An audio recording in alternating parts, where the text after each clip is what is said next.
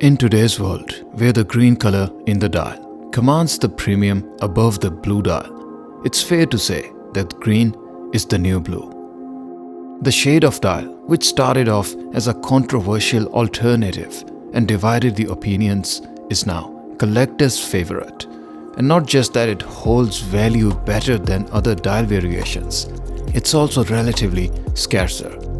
Then another element that makes a big difference in how the watch looks and presents itself is the shade of green that the manufacturer chooses and delivers for that piece, which can make it anything from a flashy and a bright green to a subtle and a more understated green.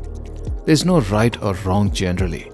In fact, I've personally not seen a green dial that wasn't beautiful.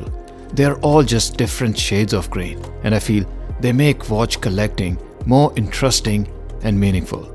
If all the shades of green used by all the different watch manufacturers for all the different watches were all the same, wouldn't it be quite boring and unreasonable to chase one piece after the other?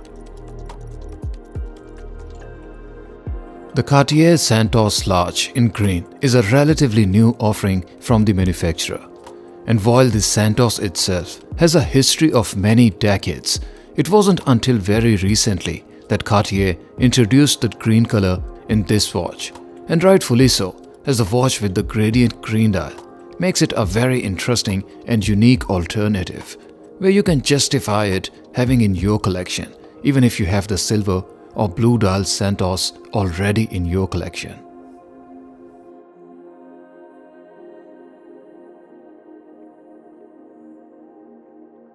The shade of green here is although not quite a flashy or bright green.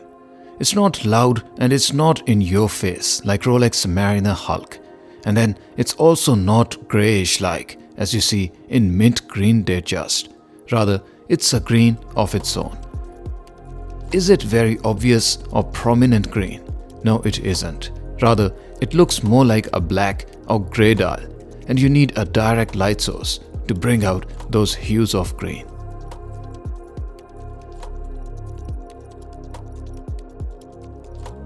It's not as such a good or a bad thing, it's just the character of the watch, and I think it makes it rather more versatile and interesting. That is, it remains understated and subtle for most part of the day while on your wrist. And then as you go under the direct light source or under the sun and flick your wrist to see the time, the dial gives off those hues of green almost magically, and it simply adds to the experience, the pleasure and joy of wearing and owning a masterpiece like this.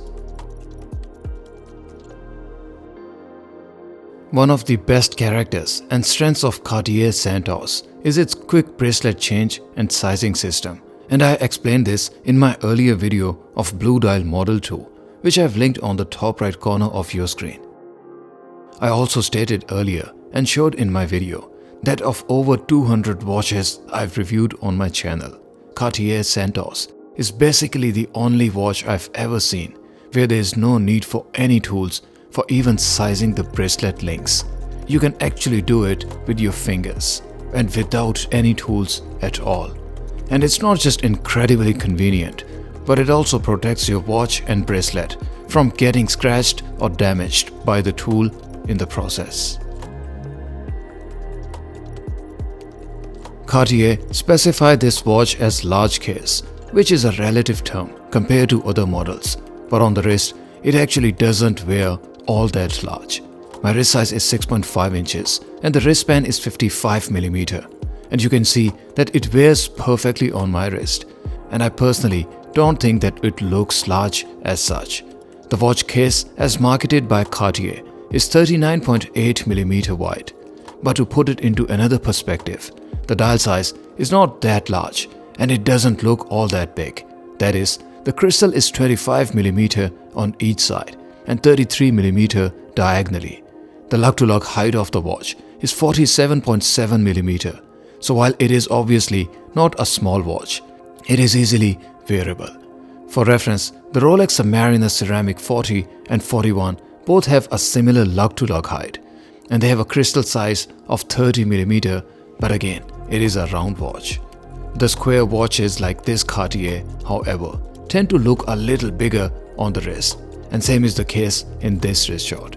And if you do prefer and like watches with some wrist presence and then the touch of that green, I'm not too sure what exactly is it that you wouldn't fall for with this Cartier on the wrist.